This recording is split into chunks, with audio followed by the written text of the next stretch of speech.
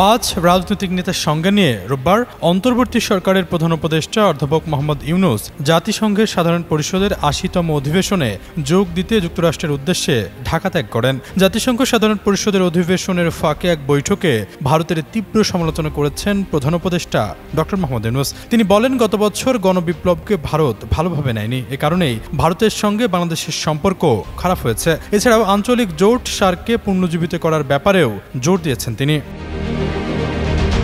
বৃহস্পতিবার ভারতীয় সংবাদ মাধ্যম এনডিটিভি এক প্রতিবেদনে জানায়, যুক্তরাষ্ট্রের দক্ষিণ ও মধ্য এশিয়া বিষয়ক বিশেষ দূত সার্জিও গোরের সঙ্গে বৈঠকে ভারত সম্পর্কে বিভিন্ন কথা বলেন প্রধান উপদেষ্টা। সার্জিও গোরকে ১ মাস আগে ভারতের নতুন রাষ্ট্রদূত হিসেবে নিযুক্ত করেছেন মার্কিন প্রেসিডেন্ট ডোনাল্ড ট্রাম্প। মার্কিন এই উচ্চপদস্থ কর্মকর্তাকে ভারত নিয়ে প্রধান উপদেষ্টা বলেন, ভারত থেকে অনেক ভুয়া খবর আসছে। তারা প্রোপাগান্ডা ছড়িয়েছে গত বছরের গণবিপ্লব ছিল একটি ইসলামী আন্দোলনের।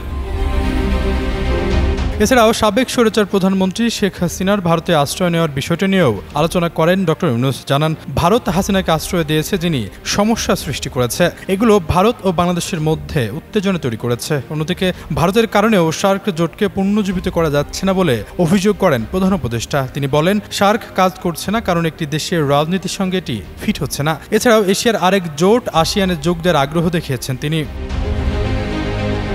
সবশেষ ২০১৪ সালে সার্কের সম্মেলন হয়। এরপর সম্মেলনটি ২০১৬ সালে হওয়ার কথা থাকলেও উরিতে সন্ত্রাসী হামলার জেরে পাকিস্তানে অনুষ্ঠিত সম্মেলনে যেতে অপারগতা প্রকাশ করে ভারত। এরপর এই জোটটি বলতে গেলে নিষ্ক্রিয় হয়ে যায়। ভারত যদিও এখন সার্কের সদস্য আছে, কিন্তু তারা পাকিস্তানকে বাদ দিয়ে বিমস্টেককে বেশি গুরুত্ব দিয়ে থাকে। এমনকি ভারত তাদের বিভিন্ন বিষয় বিমস্টেকের মাধ্যমে বাংলাদেশকে অবগত করে থাকে।